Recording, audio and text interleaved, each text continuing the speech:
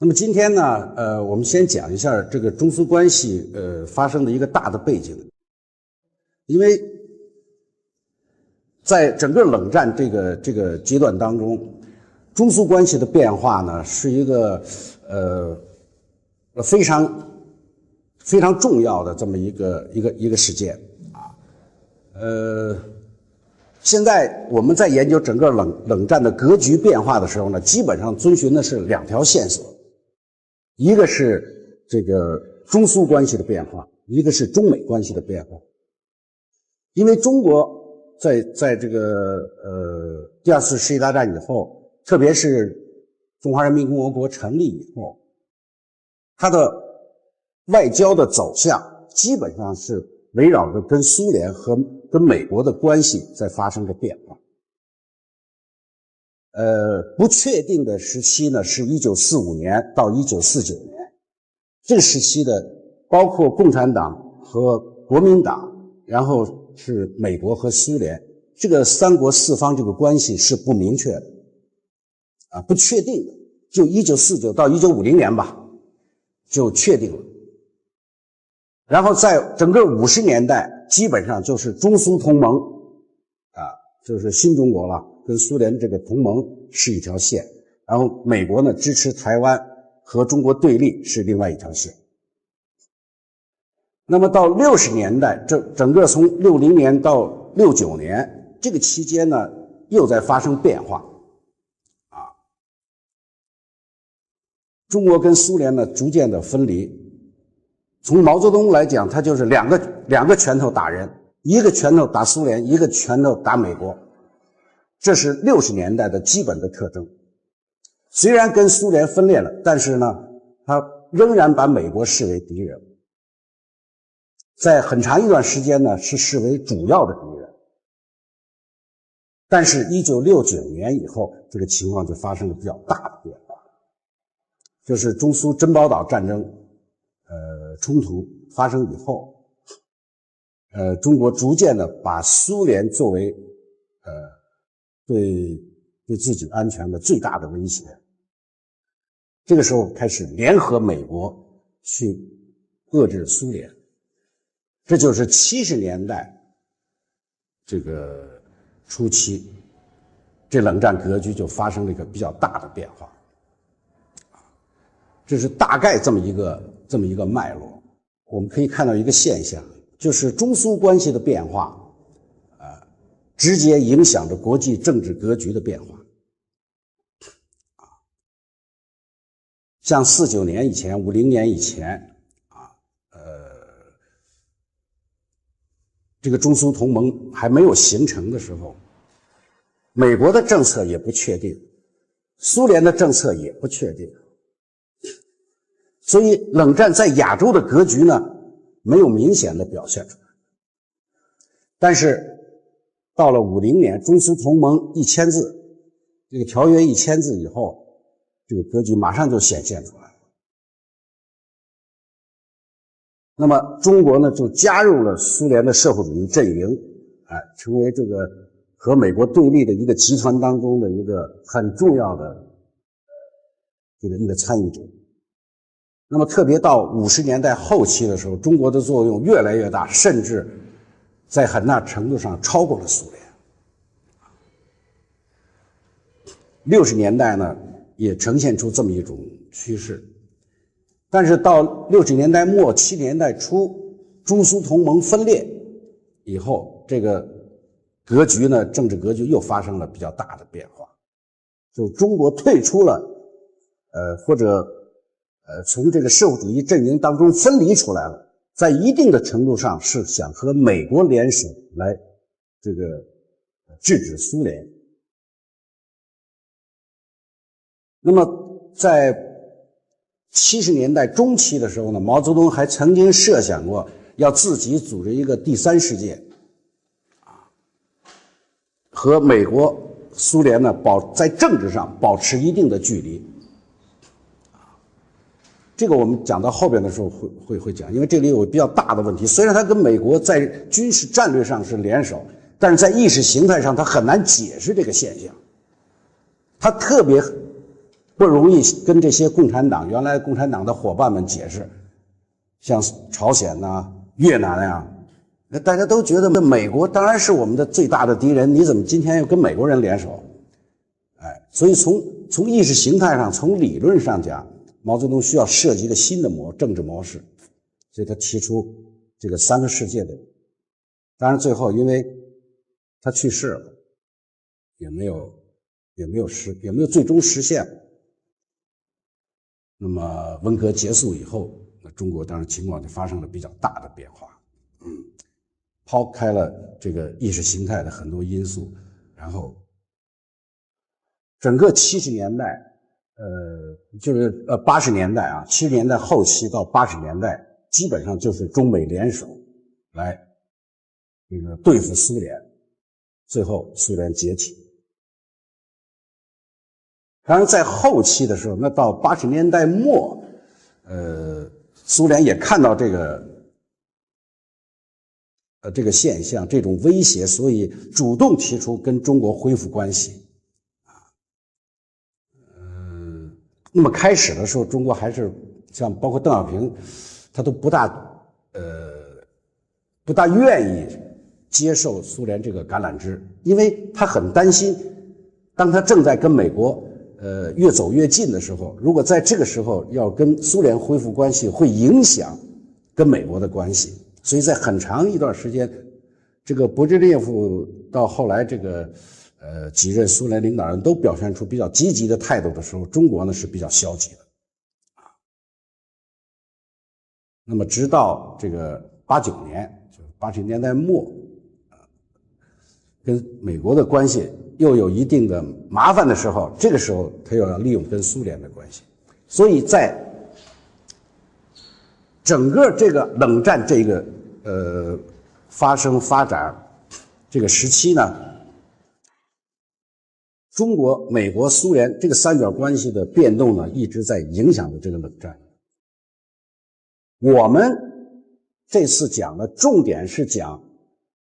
50年代到60年代，就是到70年代初吧，这个大的世界格局发生变化之前的这个历史过程啊，大体上就是1945年到1969年啊。那现在呢，我就从头来讲这个，从1945年二战结束以后的世界格局是什么样，然后苏联的对外政策是什么，美国的对外政策是什么，中国当时的状况。这个二战期间啊，苏联、中国、美国都是同盟国，是吧？这个大家都知道。那么二战结束以后，就各国要采取一个什么样的对外政策，怎么样来安排战后的世界？在1942年的时候，其实美国人跟苏联人都在考虑这个问题，啊，到1943年、1944年，基本上确定了一个方针，就是继续战争时期的这种同盟关系，啊，美国呢，特别是罗斯福，因为罗斯福呢，比较，和丘吉尔那个比较而言呢，他是不太注重意识形态色彩，而丘吉尔呢是比较看重这共产党的这个破坏性，所以他在1942年、1943年的时候，他考虑很多问题呢，都是从战后会不会苏联的势力扩大，会不会侵犯到欧洲，会不会影响到英国的势力发展的这样一种角度去考虑。而罗斯福对问题的这个考虑的出发点在于，战后他要稳定这个世界，不能再发生战争。因为你想，这个20世纪一开始就是第一次世界大战，还不到中间啊，就开始第二次世界大战，没隔几年，整个这个人类地球啊，就是打仗啊，损失非常大，所以人们都在关注一个问题，就是这次大战结束以后，能不能在相当长的一个时期内保证人类的和平？这个罗斯福呢，他就考虑到这个问题，认为如果要做到这一点，必须和苏联继续结盟，因为他对立面就是苏联嘛。如果跟苏联能够维持这种同盟关系的话，这世界就能安定。当然，这里边肯定有很多的矛盾，是吧？所以他要做很多的让步，在这一点，我想罗斯福呢是考虑的比较清楚的，能做哪些让步，能满足苏联的要求，使他呢来进入这么一个合作的框架。那么斯大林呢，他对问题也有自己的考虑，总体来讲斯大林呢是一个民族主义者，是一个比较推崇大俄罗斯这个主义的民族主义者。他和列宁以及托洛斯基这样一些苏联原来的领导人呢是不大一样。那些人呢都是知识分子出身，他们追求一种理想，要求逻辑的完美，理论的完整但斯大林是非常实用的一个人，他观察问题，他考虑问题呢主要是从现实出发，怎么样能够达到我自己的目的，我就怎么样去做。至于理论问题、意识形态问题，只是一个解释的问题，就我怎么给他一个解释，能够让大家接受就完了。所以在最早，其实现在我们看到的材料，其实1941年的时候，斯大林就在考虑战后的安排问题了。那个时候，这个希特勒进攻苏联，这个苏联军队还在节节败退的时候，作为一个政治家，其实他就在考虑，所以他成立了战后安排委员会，在41年底。42年初，然后43年、44年，他又不断的加强这方面，把像这个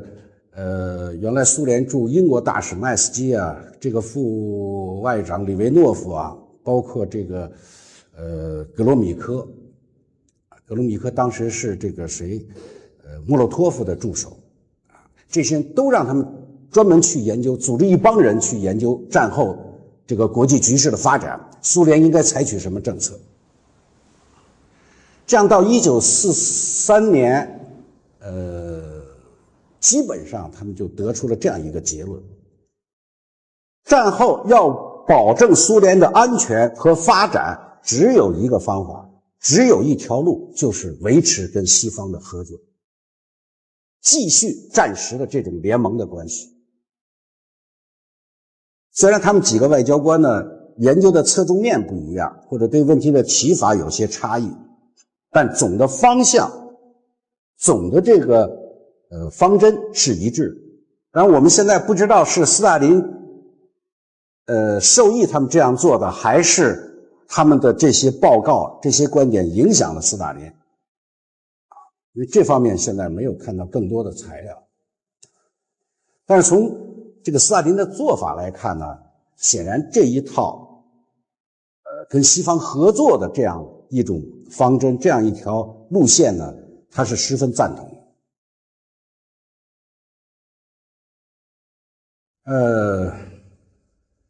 一个最明显的例子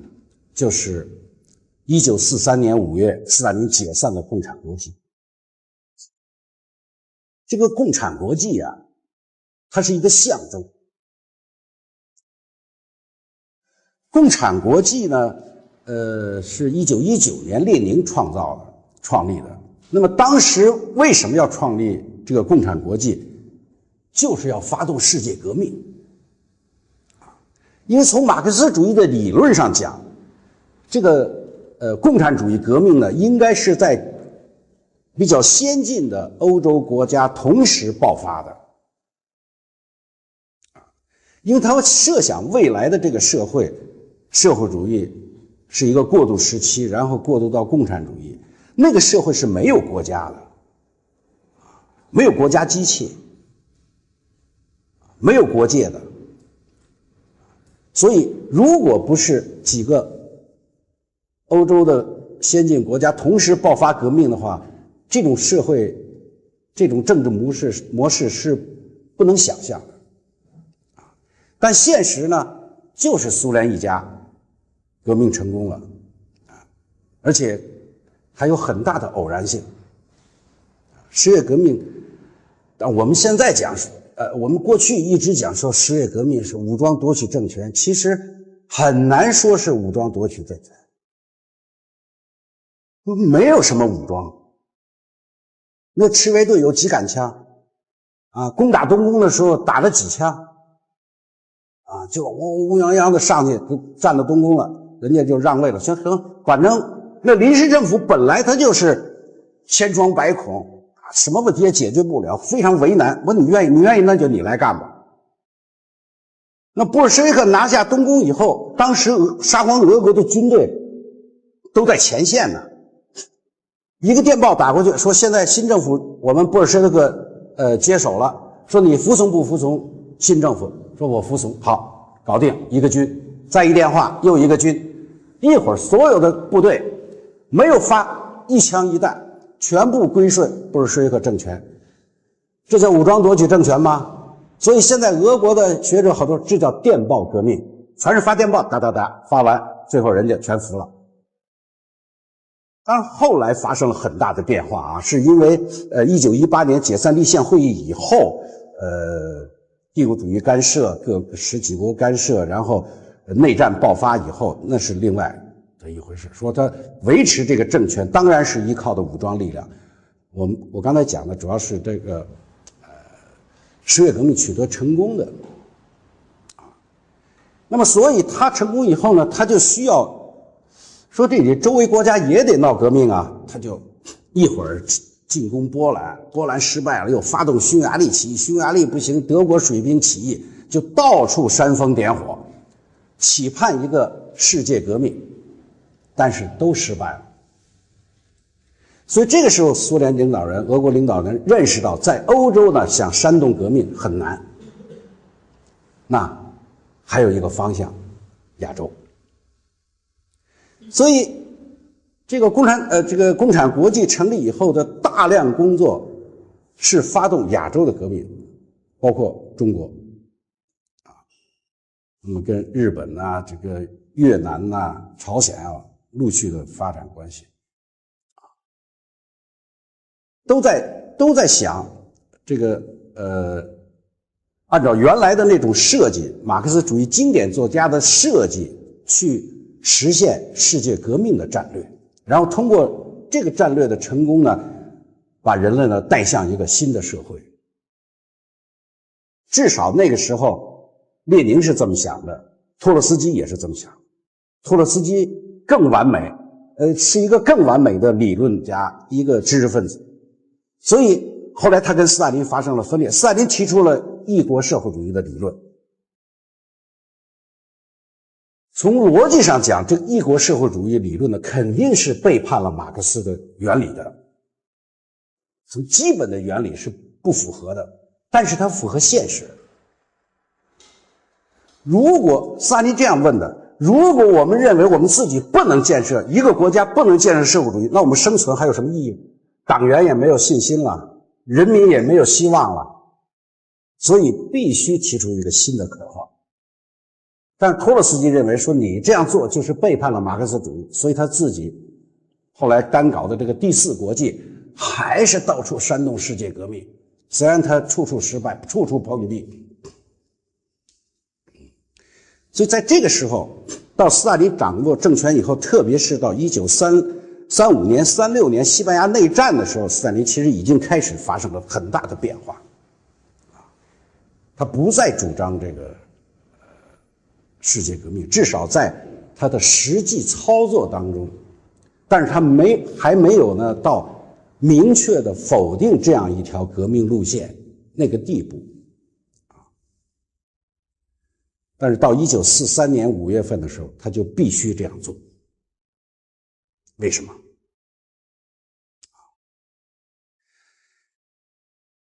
这个解散共产国际这个过程是很简单的，这个斯大林突然给季米托夫打了个电话，说呢，你要考虑一下解散共产国际的问题。当时所有的人都非常惊讶，说你这工作好好的，怎么就把我们解散了？不明白啊，召集一块开个会，斯大林简单的说了一下。那么他理由呢，大概有这么几点。第一，就是如果共产国际继续存在的话，那么这个西方的这些政府都会非常担心，英国啦、法国啦，他肯定是这样的嘛。现在咱们俩是盟友啊，我帮着你，咱们把德国人打败了。你那旗子上写着要消灭一切这个资产阶级，那么最后你还是要消灭我的嘛。所以在这个时候，我能不能跟你继续合作下去，是一个很大的问题啊。这种担心呢，也是很自然的啊，因为按照原来的社会主义国家的这个马克思主义经典的理论，它当然是要消灭所有的资本主义国家啊，才能完成社会主义革命的嘛，对吧？所以斯大林呢要求马上立即解散共产国际，是一个标志，是一个信号。再有一个呢，就是比较现实的目的，就是要求西方开辟第二战场。当然这两件事问题也是有连带关系的啊。这个从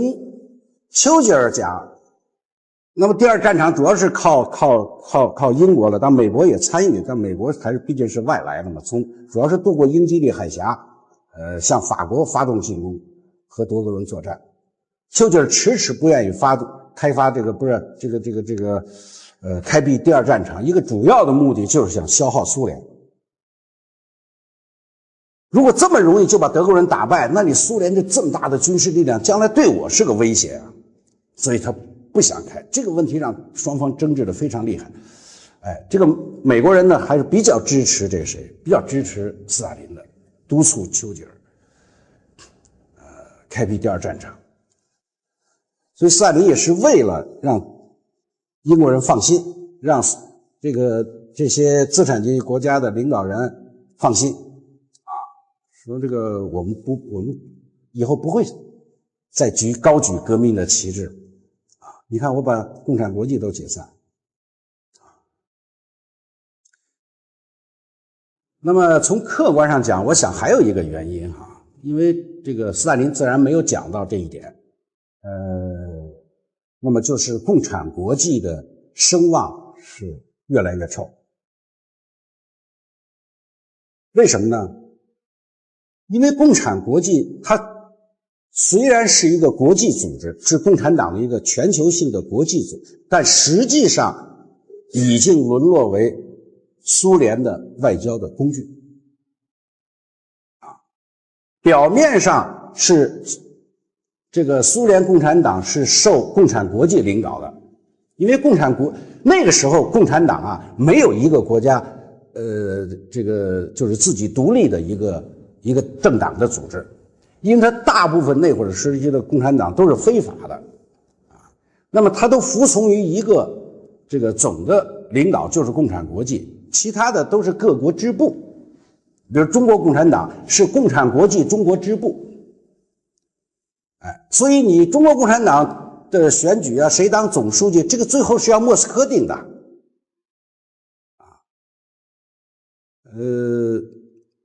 王明也好，这个毛泽东也好，你看那个季米托洛夫日记特别明显，这个毛泽东啊就不断的写信告王明的状，说哎呀王明这坏那坏那不好那不好。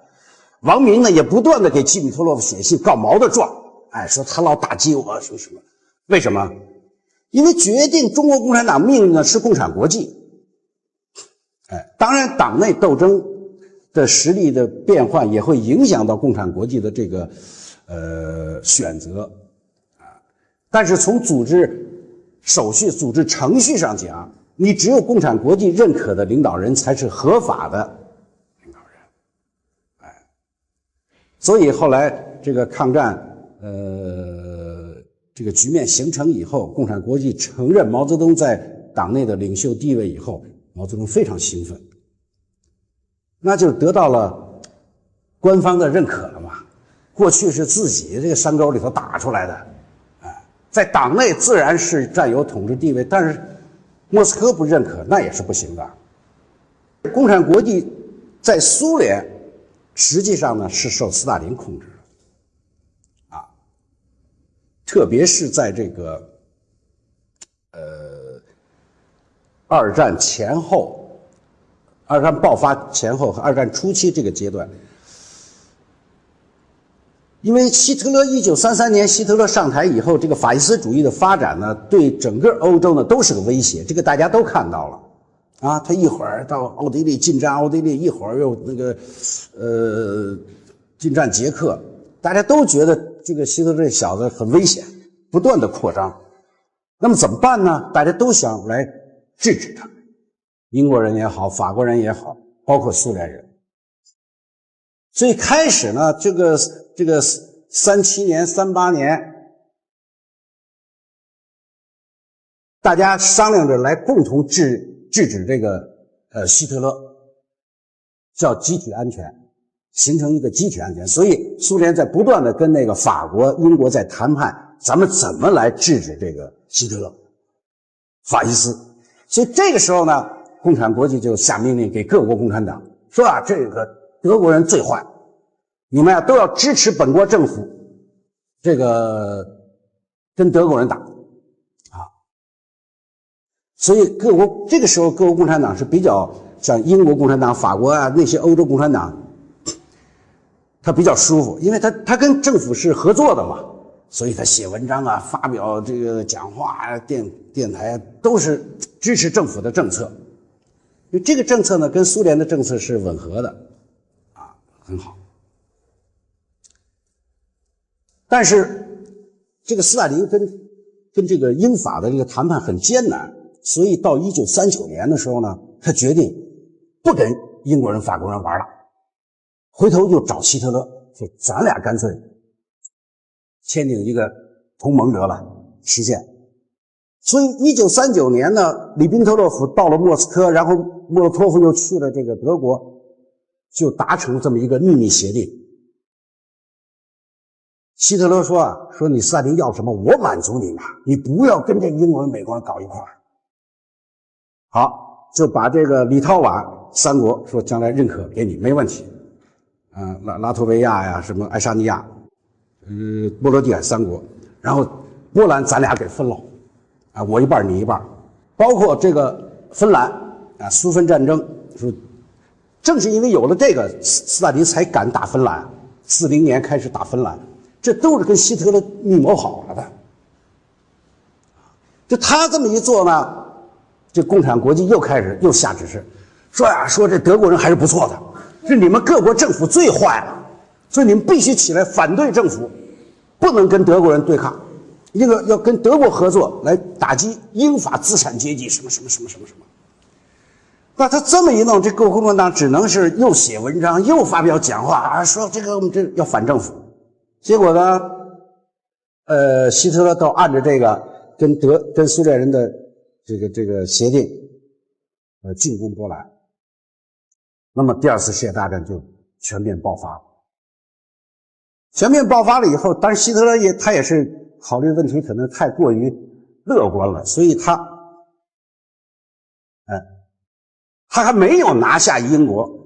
但是他认为英国人已经完蛋了，他就开始了巴巴罗萨计划，进攻苏。所以6月份希特勒一打苏联，这共产国际又出来说不对，还是德国人最坏说你们这个各国政府还是不错的，说咱们应该呢联合起来打击法西斯。所以让这个各国共产党又发表文章，又发表讲话，电视什么电台去宣传。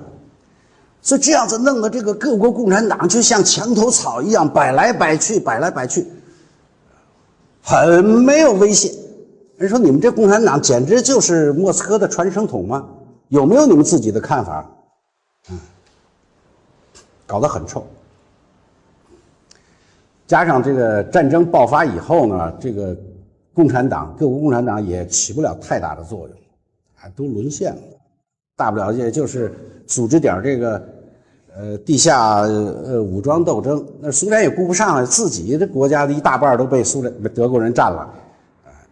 所以这共产国际这个机构也就败了。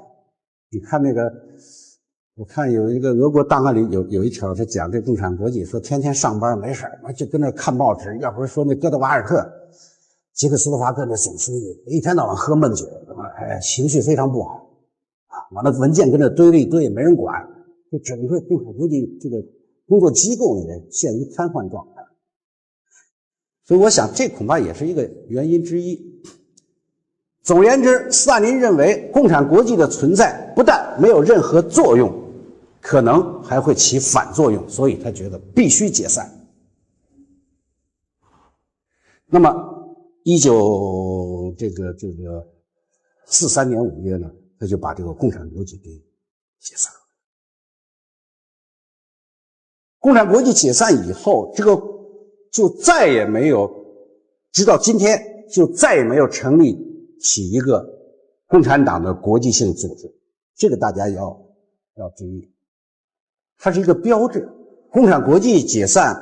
一直到这个47年9月，共产党情报局成立，这个共产党的这种组织呢，在形式上又重新出现。但是后来的这个共产党情报局啊，它就已经不是一个国际性的机构和组织了，只是这个协调一下，而且它容纳的范围很少，就9国，其他它都不管。但是为什么这样？咱们讲到这个冷战的时候再讲这个。但你要明白，就是它这个是从共产国际解散以后，这种国际性的组织就没了。那么到苏共20大以后，这个情报局也解散了，那就彻底没有了，那就照后来毛泽东同志的说法，有事儿大家开会商量。所以后来你记得就开始开会了。57年莫斯科会议，60年莫斯科会议，什么什么，就是开会解决问题，没有组织了。这就是国际共运这个变化，政党组织变化的，其实有这么一种现象，大家注意到这些。这是斯大林的一种考虑。但是斯大林呢，因为他做这样的目的呢，他是主要是为了维护这个俄罗斯这个帝国的安全，这个是一个很重要的问题。他不是单纯为了解散共产国际，他为什么要解散呢？是因为这个影响跟西方的合作。那么他为什么要跟西方合作？他主要是要保证苏联的安全。那么这就涉及到一个斯大林的安全战略一个基本点是什么？你理解了这个问题呢，你才会进一步理解他为什么对中国采取那样的政策。那么斯大林在战后一个这个安全战略一个基本点是什么呢？他就要在苏联周围搞一条这个缓冲带，就是我不能和敌对的国家接壤，就在我周边的国家一定是对我采取友好政策，对苏友好的国家。这样的，你要想打我，你先打他。那么这也是从沙皇俄国开始，一直这个俄罗斯的传统的安全战略都是这样子。那么你在战前的时候，其实斯大林就在设计这个。他之所以打芬兰，之所以把这个波罗的海3国给吞并，跟这个希特勒瓜分波兰，其实都是这种。那么战后呢，他就提出了自己这方面的要求，东欧国家这个跟苏联接壤或者这个接近的这些国家包括东南欧的巴尔干都要纳入苏联的势力范围。这个问题嘛，因为跟西方争吵的也很多。那么美国人呢是认可这个原则的。后来这个丘吉尔呢也认可了这个原则，所以才会有1944年10月丘吉尔到莫斯科跟斯大林搞的那个百分比协定。这个原来苏联人不承认，说没这回事，那都是西方人瞎编的。因为最早这个百分比协定是怎么？是丘吉尔呢跟斯大林俩人谈的时候，丘吉尔呢就拿着一张纸啊，他就在上头画，说这个罗马尼亚，说我占50%，你占50%；说这匈牙利我占10%，给你90%；希腊我占90%，给你10%。这俩人就一边商量一边写。他就写成了一个苏联、英国，然后这边就是跟一个表一样啊，谁百分之比都写好了，给斯大林说：“你看这样行不行？”斯大林看，行，不错，就这样吧。那丘吉尔说：“那你就把这烧了吧，别烧，你留着。”我不知道为什么斯大林要让那个丘吉尔留着这个东西，但丘吉尔确实就没烧。他要烧了，今天咱也看不到了。你看看我们那个杂志，就是冷战国际史研究第4期，我就把这给登出来了啊。因为原来苏联说没有，现在其实苏联档案我们都找到了，就他几次谈话的记录。这个当时丘吉尔和这个罗斯福呢都想拉苏联人，就是我都给我你要的这个，我满足你的这个愿望。丘吉尔见面还说斯大林同志，说我来的时候我没跟那个罗斯福讲，咱有什么事咱俩单独商量，达成的这个协议，背着美国。当然，其实他不问美国，美国也会同意的，他只是要表现一个就是套近乎嘛，跟这个斯大林说，你看咱俩多好，你看我来我都没跟美国人说。当然后来这个谈下来以后又有调整啊，不是就按照那个百分比，因为莫洛托夫后来又参加，包括英国外交大臣艾登和莫洛托夫俩人又在具体层面进行磋商，最后划定谁跟谁，反正希腊就这么就划给这个英国了。所以在后边我们讲到这个斯大林的冷战战略的时候，你会理解他为什么对希腊是那样一种政策。当然后来在这个雅尔塔会议和那个波茨坦会议的时候呢，双方也发生过很大的争执。这个争执呢，主要就是西方有一个条件，说这势力范围算你的，这个我们可以认可，但是你也得答应我一个条件。什么条件？你不能搞共产党一党专政，你得通过选举啊，通过这个议会来确立呢多党制。这个斯大林同意说可以确立多党制，所以斯大林的在战后为了保证他这个周边的国家这个安全带啊，为了保证苏联的安全啊，以达到跟西方合作的这样一个目的，他就推行了一种政策，叫联合政府政策。这个联合政府政策呢，现在看来是比较全面的推广，大概分这么几种情况。一种情况就是在西方的势力范围内呢，推行的这个政策呢，就是要求共产党放下武器，进入政府。西欧共产党的发展在第二次世界大战当中呢非常快。原来啊，这个西欧几个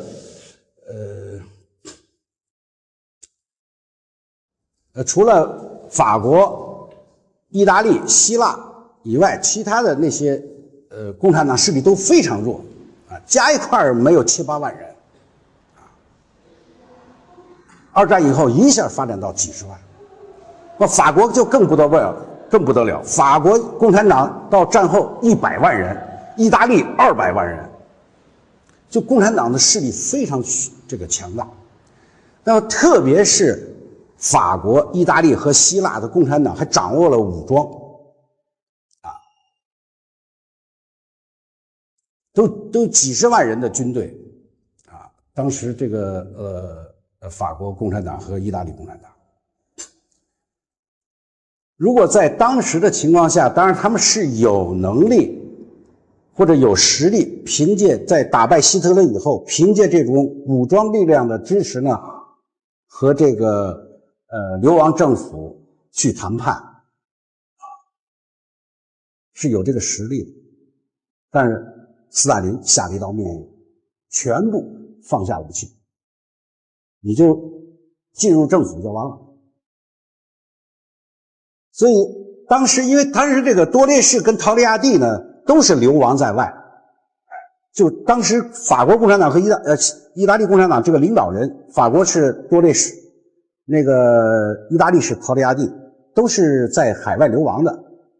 特别是那多列士是当时开小差的，刚就在军队开了小差了，开小差以后呢，被这个法国政府通缉，说你这叛国吗？大家都在抗战，你怎么开小差了？全世界通缉他，他就跑到莫斯科去了。那么到了44年呢，他马上就要希特勒就要打败了，这法国要恢复了，斯大林就琢磨着想把这个多列士，他对比较看好多列士，他想让多列士就回国当这个法国共产党总书记，那么他就得跟戴高乐做个交易，所以他邀请戴高乐访问莫斯科，就表示呢，将来苏法关系呢要建立在一个新的合作的基础上。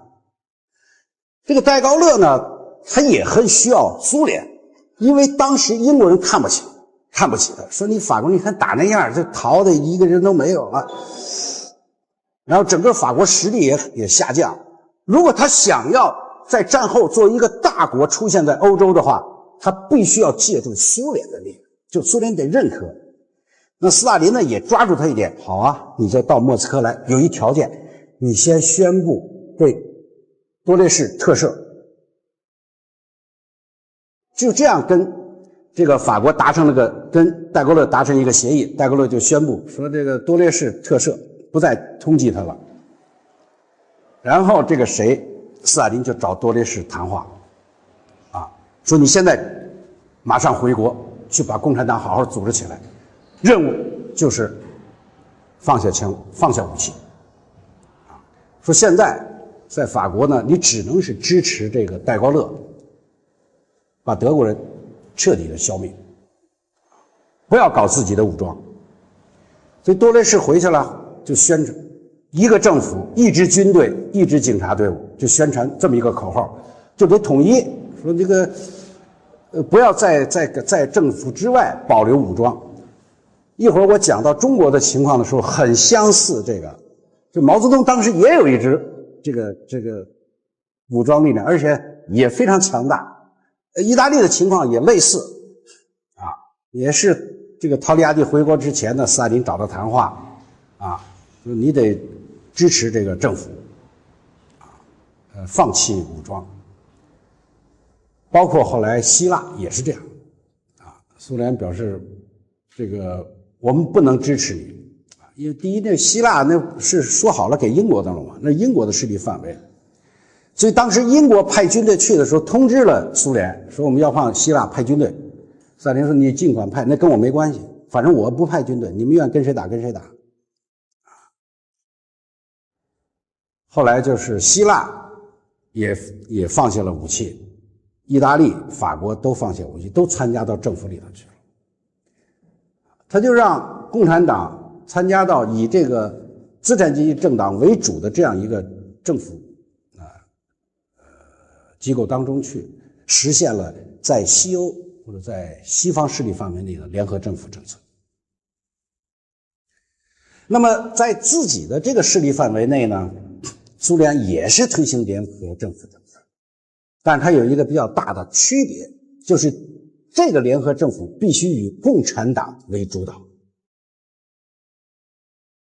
不能是共产党一党专政，但是你共产党在里得起很大的作用，得起主导作用，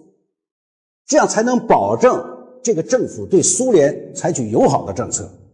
能受苏联的控制。但是在东欧呢，这个情况就非常复杂，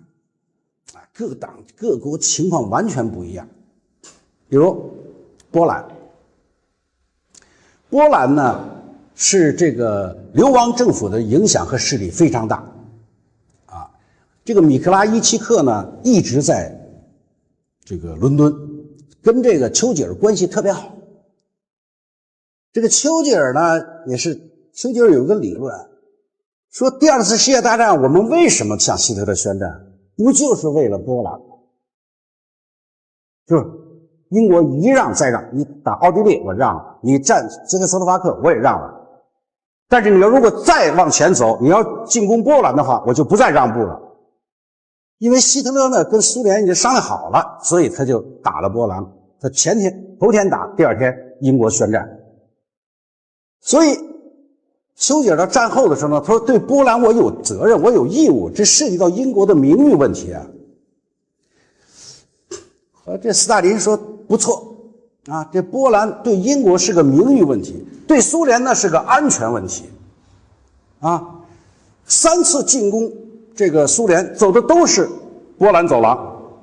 从拿破仑开始，对吧？希特勒都通过走这个波兰这条通道打进苏联的，所以对于苏联来讲，这是一个安全问题啊！你必须按我的要求，什么呢？第一，这个边界划一块，给这个从这个就是波兰的东部边界划一块归入苏联。那当然我也不让你吃亏，我再从德国给你拉一块，给你波兰补上，就整个这波兰国界咔嚓向西移动了，这就是为了这个苏联。第二个呢，就是这政府我也不能听任你这个英国人的，是吧？所以他在这个莫斯科的时候就设计了一个波兰解放委员会，然后把这个波兰解放委员会弄到卢布林，就后来我们叫卢布林委员会或者叫卢布林政府。然后他跟丘吉尔说你那流亡政府没用了，人家波兰已经自己有政府，你看卢布林政府。其实这是斯大林一手策划的啊。丘吉尔当然知道这个，最后就是俩人争来争去没办法，后来在这个雅尔塔会议上说那这样吧，算了，我也不跟你争，反正这是你的势力范围，但是你得允许米克拉伊奇克回国任职，因为他是具有代表性的人物，你要把他排斥进来，你不是还是搞一党吗？那你就违反了这个解放欧洲的这个宣言了。因为当时在雅塔会议上，后来通过了一个解放欧洲的宣言嘛，就是要求各国呢都要建立民主政治、议会政治，议会选举。斯大林呢也同意，所以波兰呢就这样子。再一个呢就是这个匈牙利，匈牙利的情况不一样，匈牙利是这个共产党最薄弱的一个国家，这共产党没什么势力。苏联红军要进入匈牙利的时候，当时匈牙利的代表团，因为匈牙利是那个协约国的，是吧？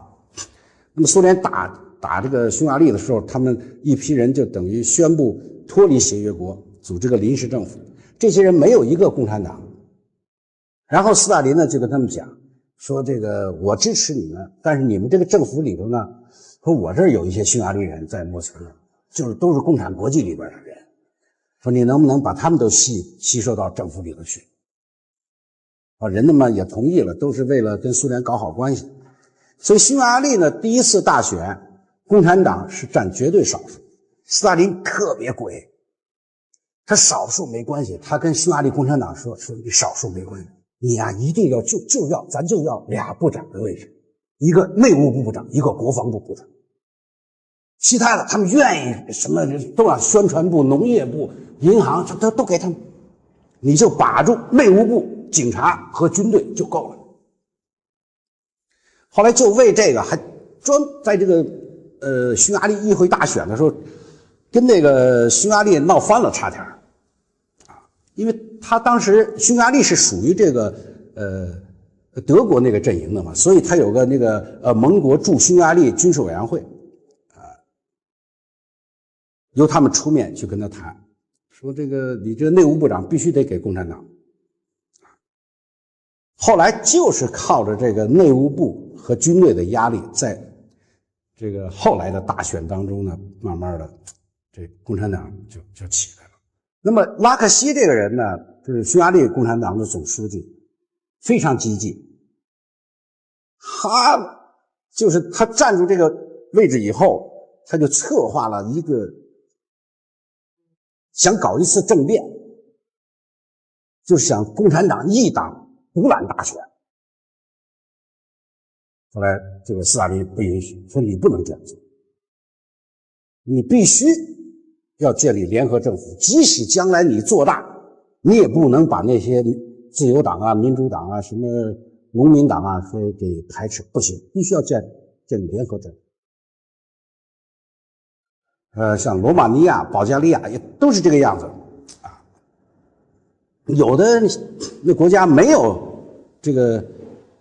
什么农民党啊、自由党，这斯大林，那你赶快帮着建一个啊。总而言之，是要联合政府、联合执政，这才体现了就他答应了西方的条件嘛，是吧？在这里头比较成功的一个例子是捷克斯洛伐克，因为捷克斯洛伐克啊，跟所有其他的国家不太一样，在哪儿呢？就是其他的国家呀，对苏联都有一种防范的心理，或者是反感的那种情绪，特别是波兰。波兰呢，这老是被苏联欺负，俄国人欺负。这波兰3次被瓜分，都有俄国的份儿，啊！而且呢，这个苏联在瓜分就是这个跟希特勒共同瓜分波兰的时候，还发生了一个很重大的事件，就所谓卡廷森林事件，1万多波兰军官全被活埋了。就在卡廷森林这个地方，后来呢，德国人又打苏联了，不是吗？后来到这儿又发现这尸骨，这个埋人的这个坑，就说你看这苏联人多坏，一下坑杀了1万多波兰军官，一下就把这波兰的情绪弄起来。这个斯大林就矢口否认，说那跟我们一点关系都没有，那都是德国人干的。当时呢，是因为盟国大家一致反对希特勒，所以就没有人在追究这个，包括美国人呢、英国人啊，德国人干就德国人干的得了，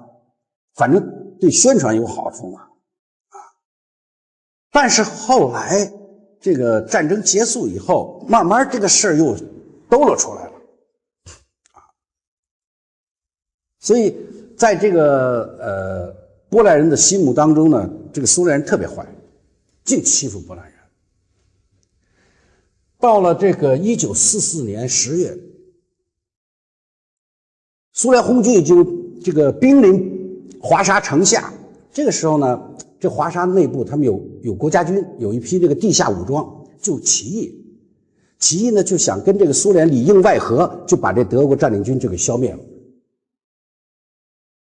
但是这国家军呢，它不归共产党管。他是受这个米克拉伊奇克指挥的，就是在他的总部在这个哪儿，在这个伦敦。所以这个苏联人呢就使了个坏，到那儿枪炮什么都架好了，说你起义行，起义吧，人家爆发起义，他按兵不动，就等着他们那里头打。结果后来这个希特勒马上调军把国防军全部给镇压了。你这波兰人这个斯大林忒损了。但是这个捷克人不一样这个捷克人在所有东欧国家当中就只有捷克人对苏联人非常这个有感情。为什么呢？他有个慕尼黑情节在里面。因为当年这个希特勒这个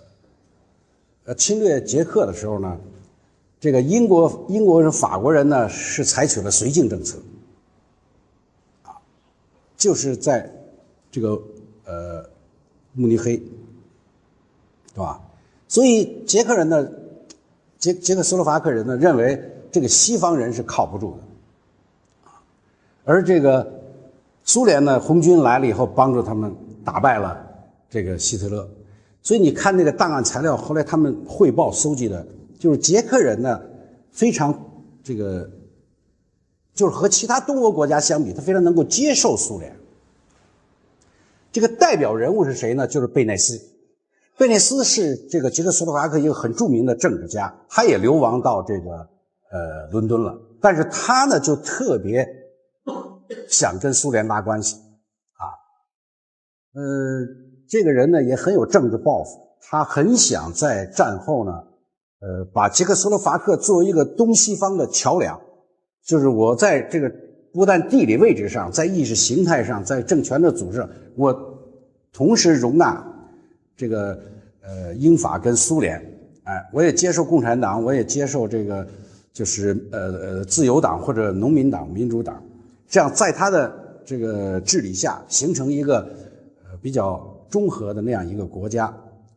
那么他可以同时呢得到苏联和西方的支持以及经济援助等等，他设想的很好。那么斯大林就看中了这个人，觉得贝列斯这套东西是他完全能够接受的，而且可以作为一个样板。所以最早很早43年他就跟捷克斯洛伐克签了合同，不是合同，签了这个条约了。就是他战后他支持这个贝列斯组阁。所以捷克斯洛伐克呢一直是就是斯大林作为联合政府的一个样板。后来垮台也是他最晚一直到48年，这个咱们讲到冷战起源以后，慢慢以后再讲这个。包括在这个朝鲜其实斯大林呢也是这样，他也没有搞共产党。最初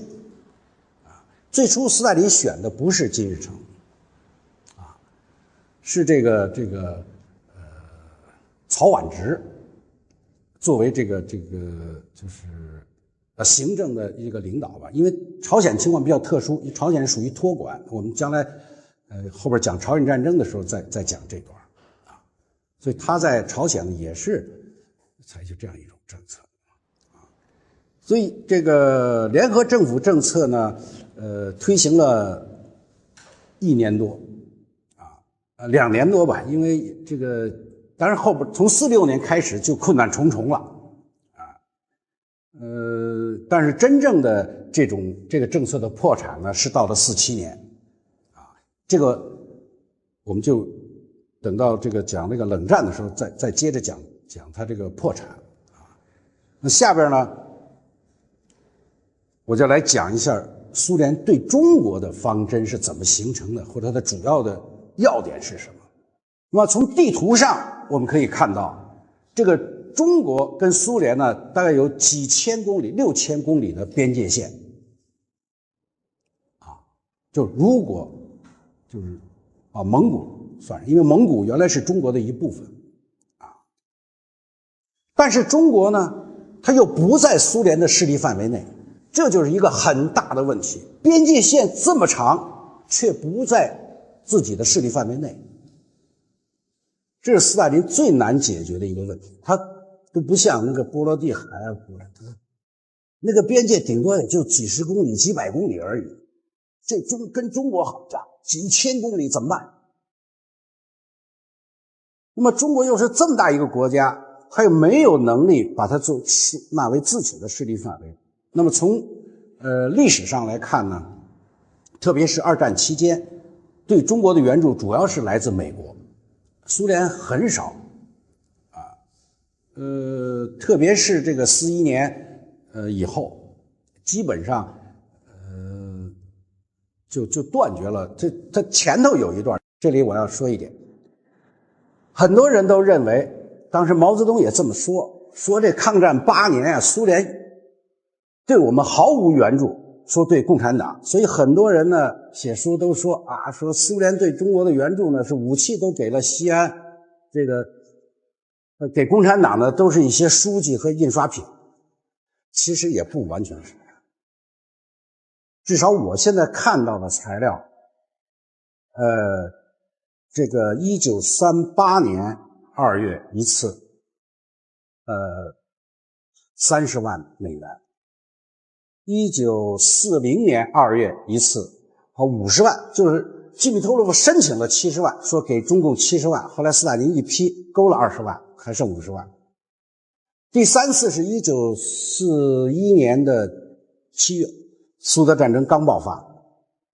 这个基米托洛夫又提了一个200万美元，斯大林批了100万，这都是直接给中共的，跟这个国民党呢没关系。等到这个41年苏德战争爆发以后，苏联基本上跟中国的关系就断了，他也顾不上了。特别是呢，苏联为了要保证自己免于两线作战，他跟日本签订了一个中立条约，这个对中国人刺激非常大。本来咱俩是联手打日本的，好，就您给来个中立条约啊。当然苏联呢那会儿他也有他的考虑，他没有力量同时跟德国和日本人打啊，而且也主要是因为这个，因为这个非常微妙这个事情，如果说苏联不跟这个日本签订这样一个条约的话，那么日本呢，当时日本有2种选择，就是他想跟希特勒瓜分这个世界，他要走2步棋。就第一步，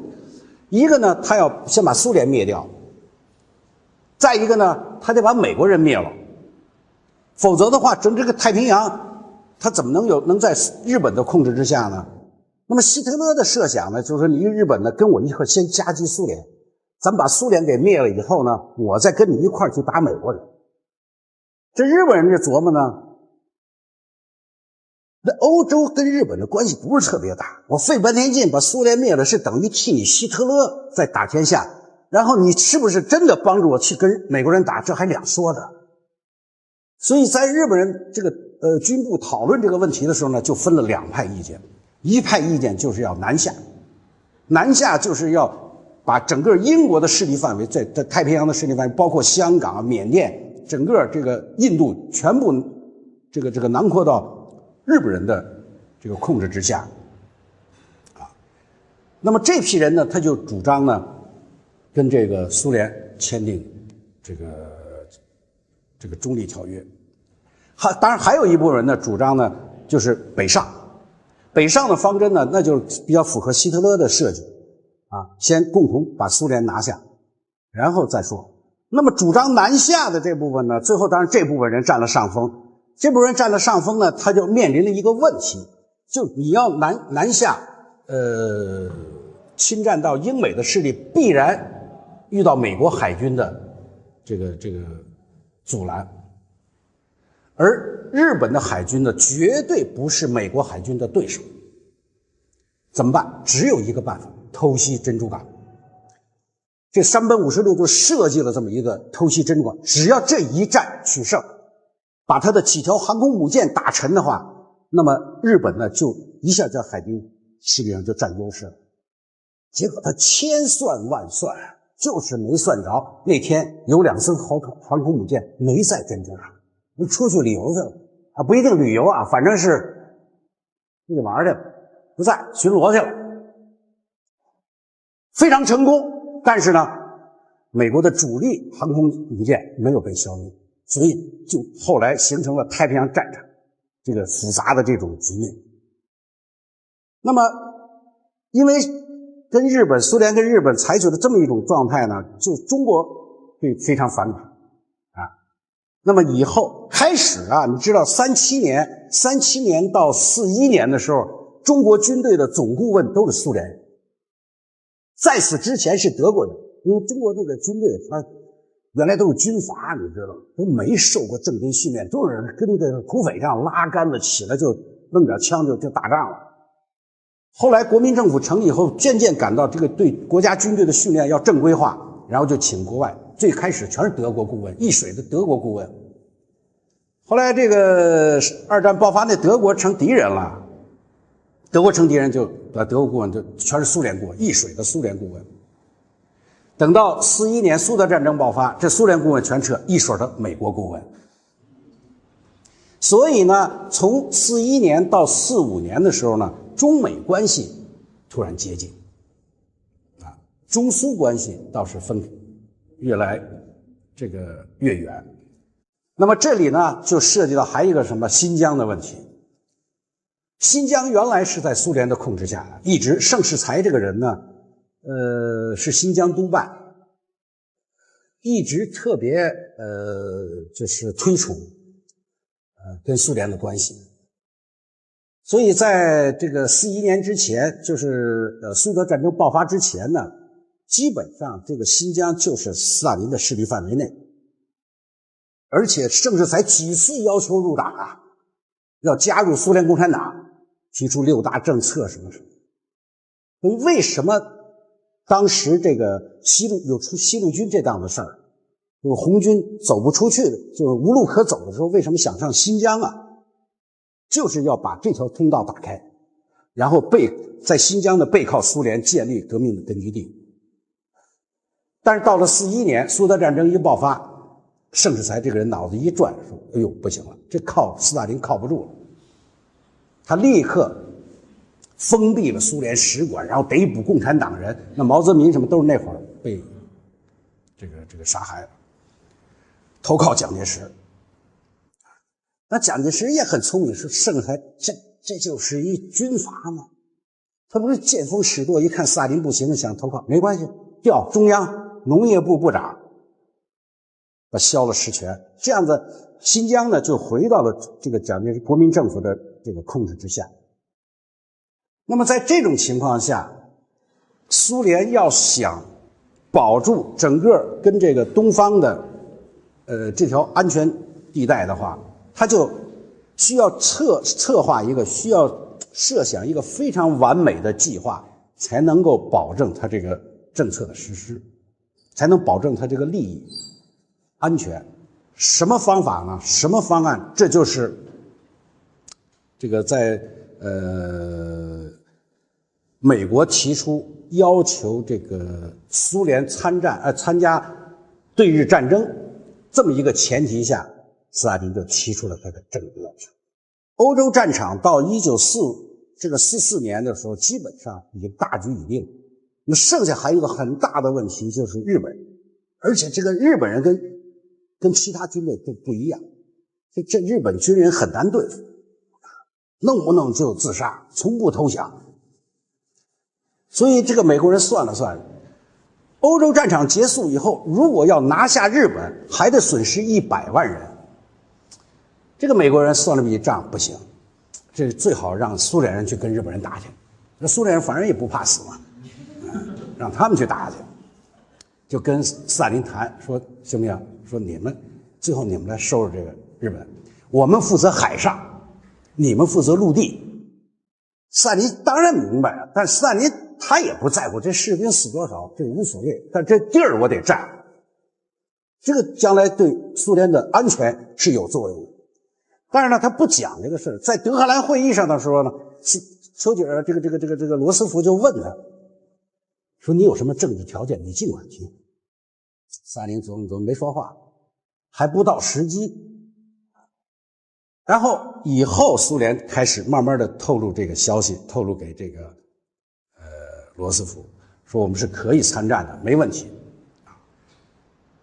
但是我是有条件的。那什么条件？他说我得跟中国签一个友好同盟条约，我得把中国作为我的盟国。这个友好同盟条约呢，必须有包含几个内容。什么内容呢？第一，外蒙古必须独立，外蒙古不能再作为中国的这个领土存在，这样子他就把很大一块地方啊，跟中国就隔开了。那么除了这个呢，第二个就是东北问题。那大家看地图看出来，其实主要3块地，新疆、蒙古和东北。那么他先解决第一要务就是蒙古问题，第二东北问题。东北问题呢又有3块，第一块是中长路，中长路必须这个由苏联和中国呢合营联合经营，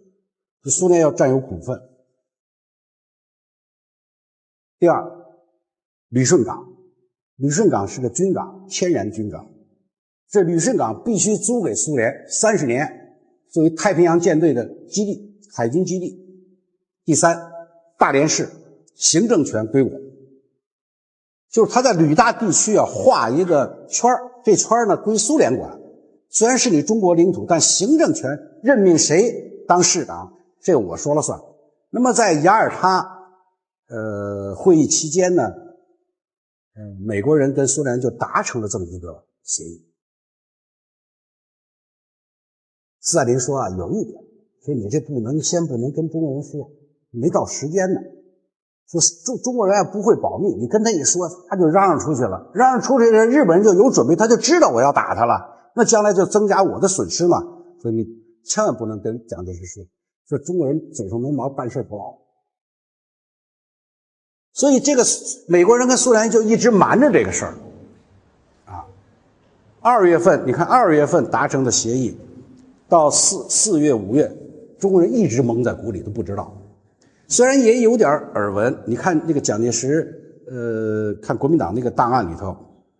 但都是猜，说不知道他们在那儿搞点什么名堂啊。一直到什么？一直到欧洲战争结束了，5月份柏林拿下，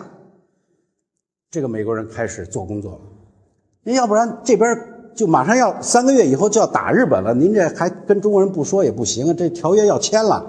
这个时候6月份才开始把消息透过来，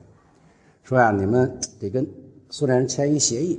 在这个6月、7月、8月，中苏之间呢就开始艰苦的谈判。当然蒋介石是不干了，好歹我们也8年抗战，我们也跟日本人这个生死搏斗，你最后完了，怎么我还得花出去一块？那不就跟那个一战以后凡尔赛条约有什么区别啊？战胜国，结果把人胶东半岛给德国人，所以不干。那么旅顺基地中长路双方都是在争议，当然争议的这很复杂，有的是这个股份多少的问题，有的是边界限的问题等等，但是核心呢是一个蒙古问题。因为国民政府他承受不了这么一种压力，说真是作为一届政府把这么大一块领土给就是让给人家了，这国民党他怎么能承受这个？一直在谈判。这个斯大林呢，就是你反正你不签呢，我就不出兵。咱们看谁耗得过谁。他就让那美国人的背后说你来盯着，你去压他们嘛。到了8月6号，突然原子弹爆发了。这原子弹，美国一扔原子弹呢，这日本就要投降。这会儿苏联人急了，哎呦，这坏了，说他要投降了，他还让我出兵干什么？他我不出兵，我怎么能占东北？怎么能把这个蒙古弄出来？得，不行。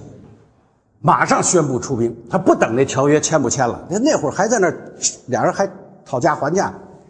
8月8号宣布出兵，其实苏联早就做好准备了，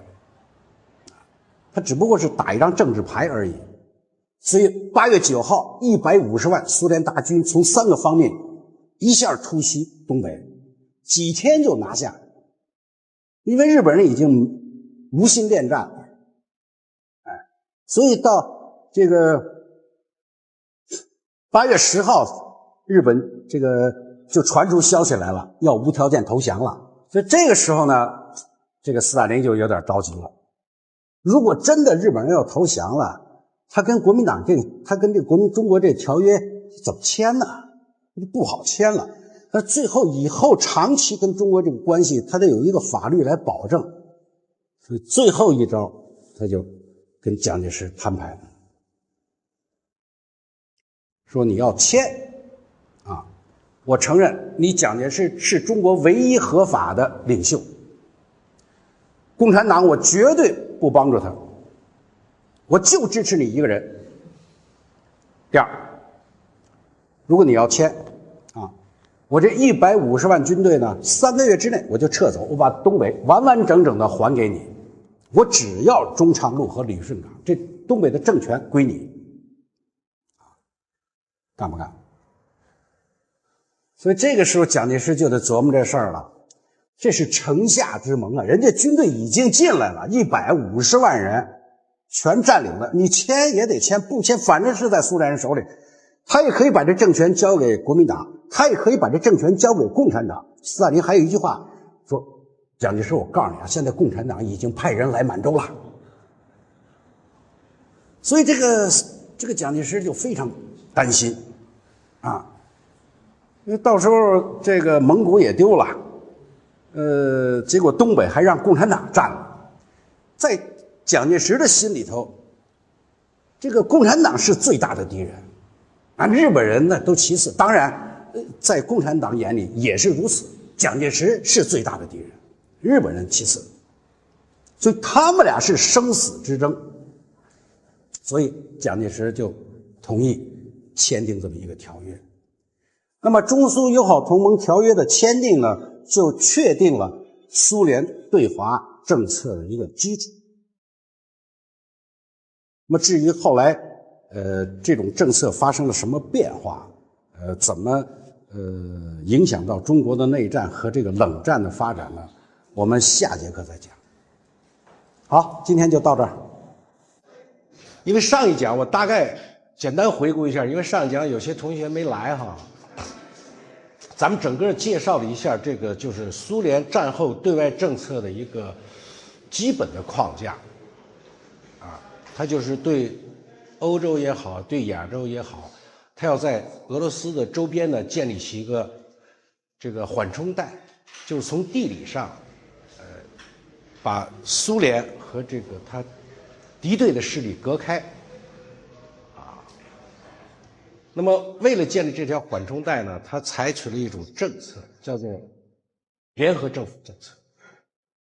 他希望通过实行这么一种政策呢，和西方呢建立起一种持久的合作和同盟的关系。所以在中国的问题上呢，那他主要是要跟国民党政府打交道，通过跟国民党政府建立起一种那个中苏友好的关系，来实现他在整个远东地区的外交战略。这里边就涉及到跟共产党的关系了，因为他从意识形态上来讲呢，他应该是支持共产党的，但是呢，他实际上为了苏联的整个的安全利益，他要支持国民党，在这里头就产生了一个矛盾，一个分歧。所以下一讲呢，就涉及到在国共内战这个过程当中，苏联的政策起了一个什么作用？这个内战到底是怎么打起来的？在这个过程当中，那个苏联的这个政策起了一个什么样作用？在抗日战争期间，大家都知道啊，这个共产党主要是在敌后，是吧？在这个敌占区或者这种游击地区，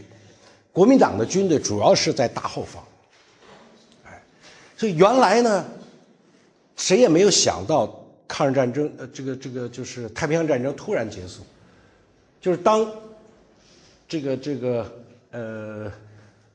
欧洲战场已经结束以后，人们自然会把眼睛都盯到太平洋地区。所以当时美国他们设想的这个战争呢，还要有1年，怎么也得到46年才能结束。但是呢，因为2个原因：第一，原子弹投放；第二，苏联这个出兵，结果一下导致日本就投降了。当然，过去说日本是无条件投降，这也是不对的。其实现在看，日本不是无条件投降，不保留天皇制吗？就是谈判的一个结果嘛。就开始对德国的时候，双方为什么提出无条件投降呢？都是要制止对方单独跟这个德国签订合约。如果咱们不设立一个说无条件投降的话，那搞不好这苏联担心美国单独跟德国签约，美国也担心苏联单独跟这个德国签约，谁都怕自己的利益被出卖，所以干脆定一个无条件投降，不要谈。跟德国大体上是这样做的，但是到了太平洋战争的时候就不是这样，情况发生了非常大的变化。日本这个一投降就面临一个问题，就是日本占领的那地区谁来接手？这个地区呢，东北都是苏联军队占着的，啊，这个整个华北、华南、华东这一大片土地，没有人占，啊，因为美国军队也没在那儿登陆，只有共产党在游击区有一些，所以当时呢，毛泽东非常兴奋，啊，他很想利用苏联出兵东北这个机会，一举拿下整个这个华北、华南地区。所以8月9号，苏联宣布，就是苏联出兵。8月10号，中共中央就下命令，啊，立刻夺取是这个华南的大城市，包括南京啊，这个整个陇海路，一些大中城市吧，啊，集中兵力占领这些大中城市，啊，而且还任命了上海市的市长、什么武汉市的市长、南京市的市长，还几个省的省长都任命了。他就想通过接管，因为当时他也是八路军，也是这个国家的军队啊，他是有这个权利的。就你既然投降了嘛，因为我也是这个国家的这个叫政府军吧。第18集团军嘛，所以他想利用这个机会呢，赶快派自己的部队来接管这些。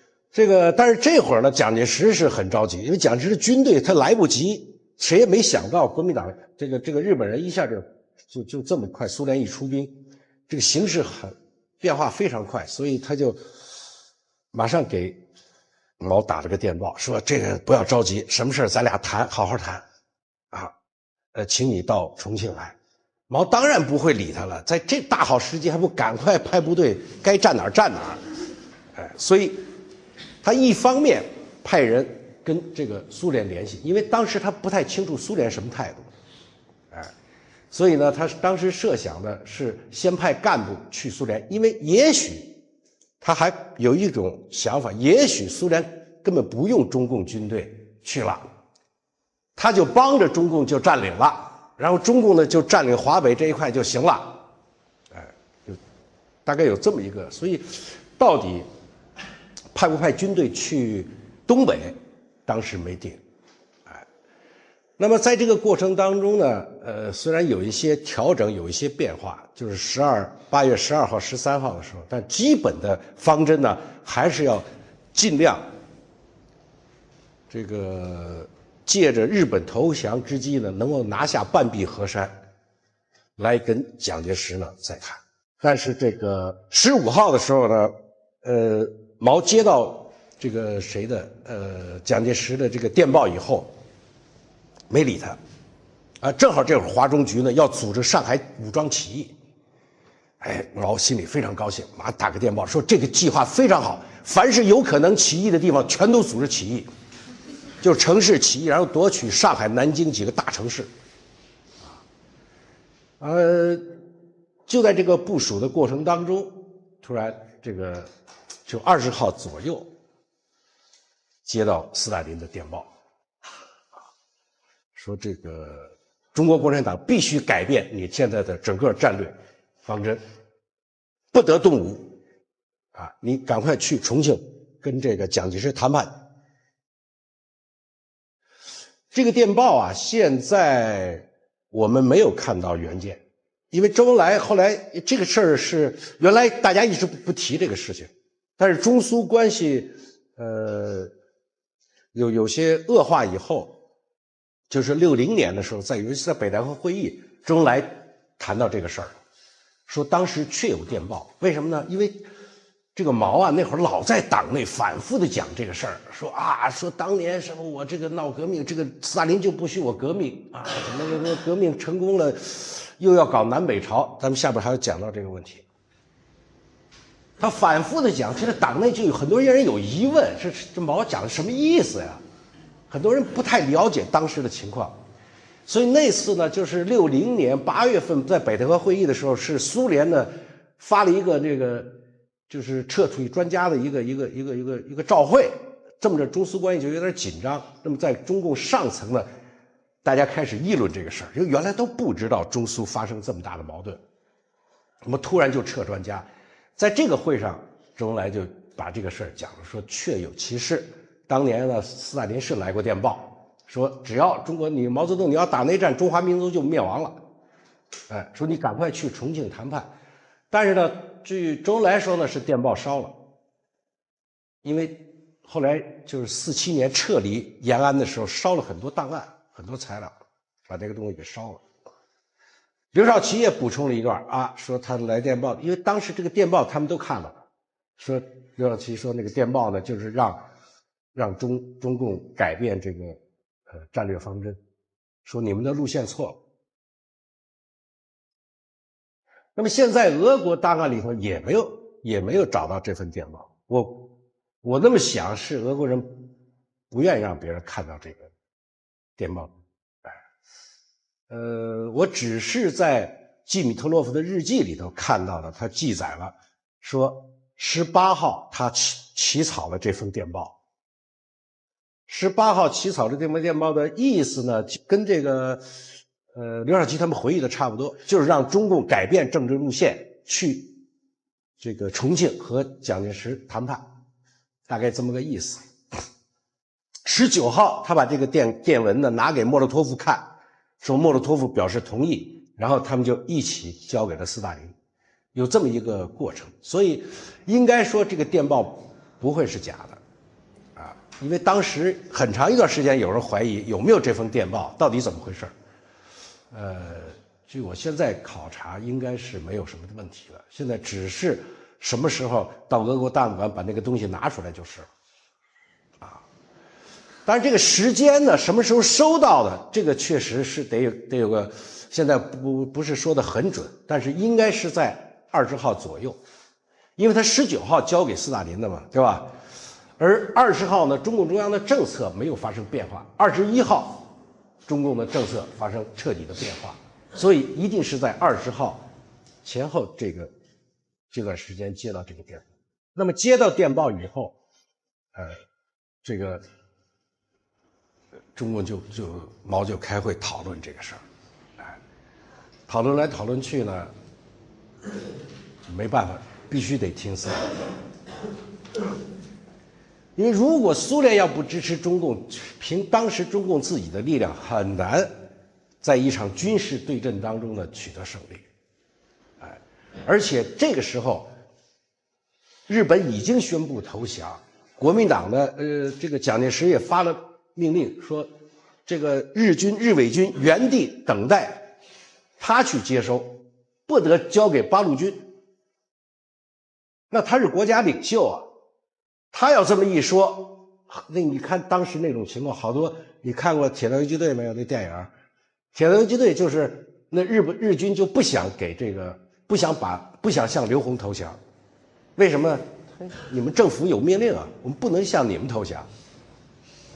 在很多情况下都是靠武装冲突逼着，反正你不投降我就打你，就他没办法就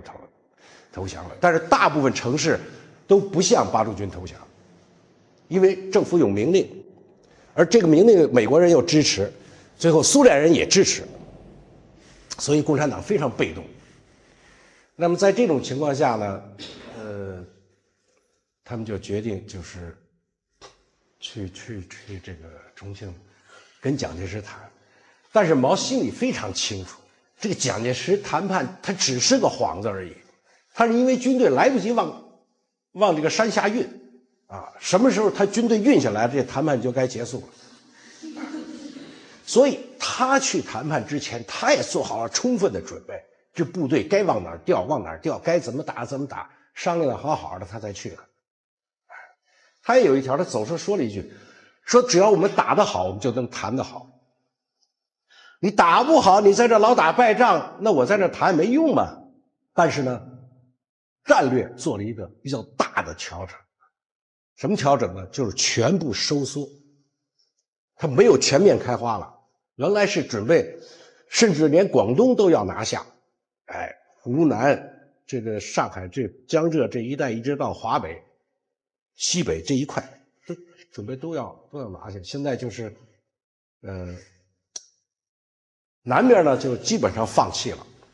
了，只是保留几个游击区而已。把主要兵力呢弄到华北和东北。那么东北呢是最理想的一个战略根据地，因为东北你看它那边是朝鲜，在北边是这个苏联，西边是这个蒙古，下边这个旅顺大连还是苏战区，所以是周边环境最好，特别好。所以他们当时设想的就是，这个向北进攻，向南防御，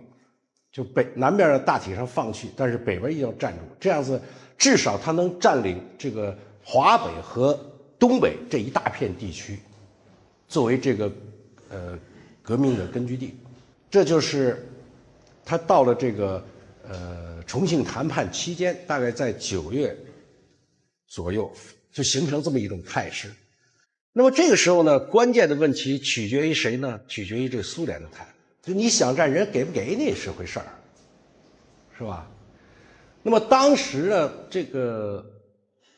苏共和中共中央之间没有交流，也没有通信，所以他们不知道苏联到底怎么想的。这个苏联大使馆虽然这个当时在战争期间的重庆苏联大使馆搬到重庆，八路军在那也有办事处，周恩来也经常在那儿，其实也经常跟苏联大使交流。苏联大使没有透露口风，什么时候进攻，什么时候签条约都不跟中共讲，所以他们都不大清楚。包括6月份，你看这个周恩来还跟苏联大使说，因为外边疯传呢，说这个斯大林这夸蒋介石啊，说蒋介石这爱国，这个蒋介石大公无私，是这个英明领袖。这中共都不信，说怎么可能的？说咱们都是共产党，他是国民党，他怎么也不相信斯大林会称蒋介石是中国唯一的领袖。所以苏联出兵东北以后呢，在共产党看来呢，这理应就把东北交给我们嘛，因为咱们都是共产党，咱们都是这个搞革命、搞社会主义嘛，是吧？所以他不大了解苏联的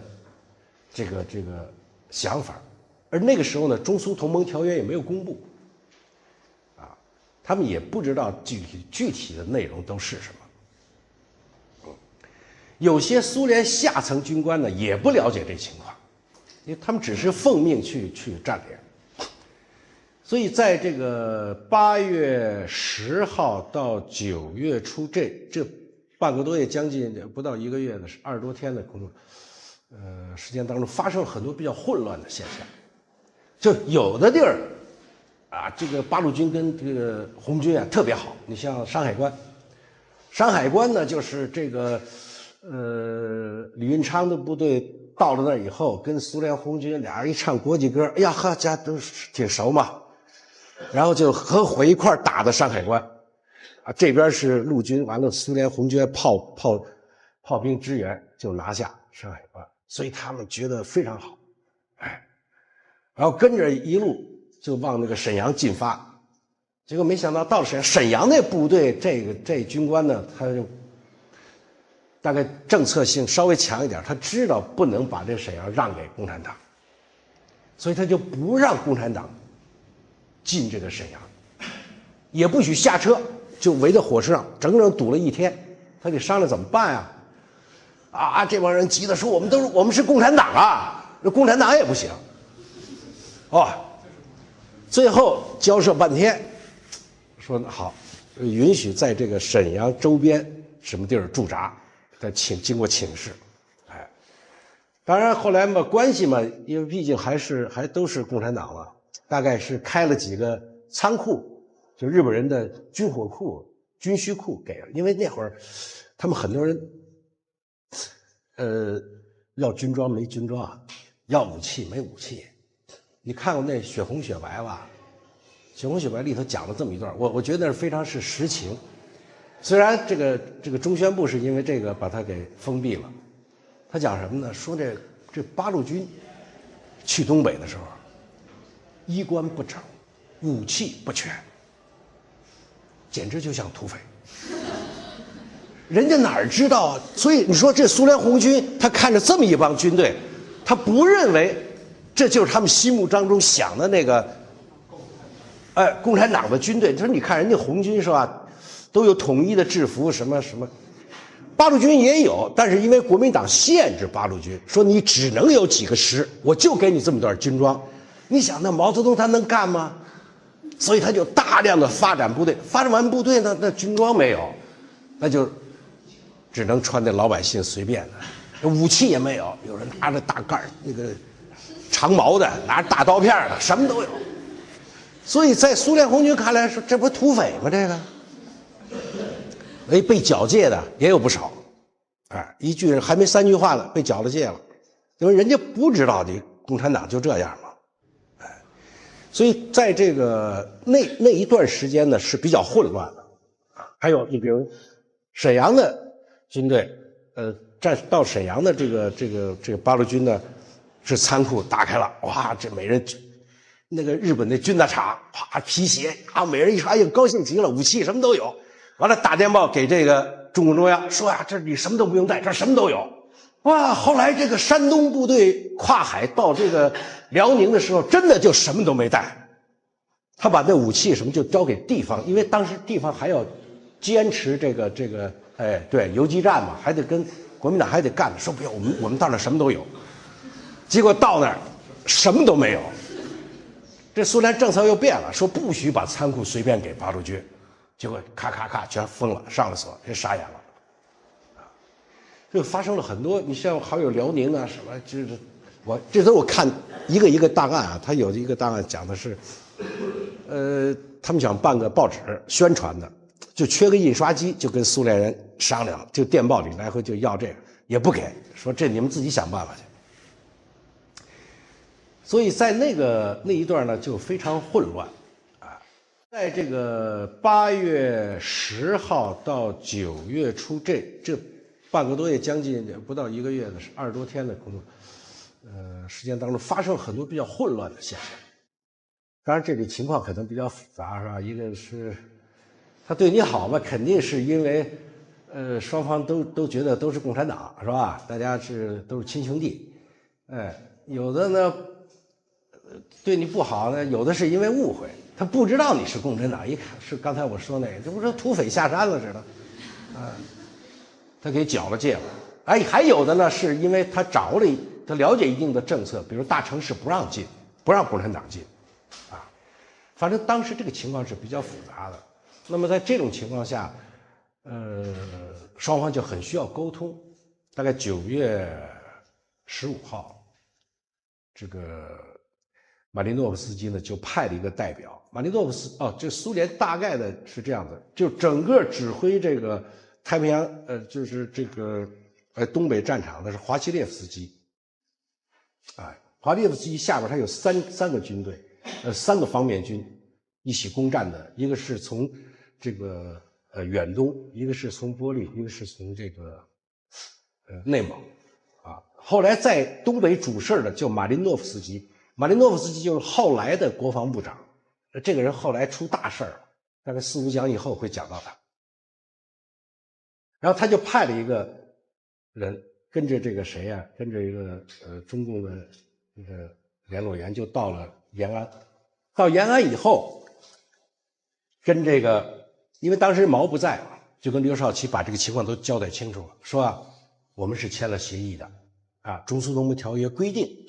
东北必须交给国民党，所以不能交给你们。如果你们要现在已经到了大城市了，必须退出去。但是这个周边可以都给你们，反正是我们军队不到的地儿，你们就到那儿就可以，不要指望着就是苏联红军会给你们有多大的援助这是正式，他就传达这个上层的这个算什么，就是精神吧。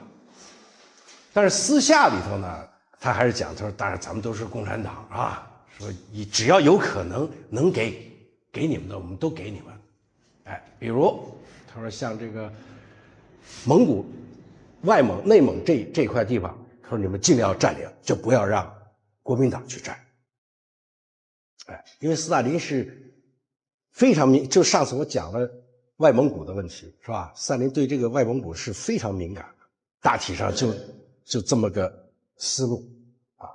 这样子呢，斯大林这个刘少奇呢就确定了一个新的方针。原来呢是讲全面占领东北和华北，建立自治政府，来跟蒋介石谈判。就我们这自治政府已经都建成了，咱们谈吧。这样呢，就是在9月份的时候，已经从占领整个这个东部平原，缩到这个华北和东北。那么到这次会谈完了以后呢，又进一步的压缩，叫做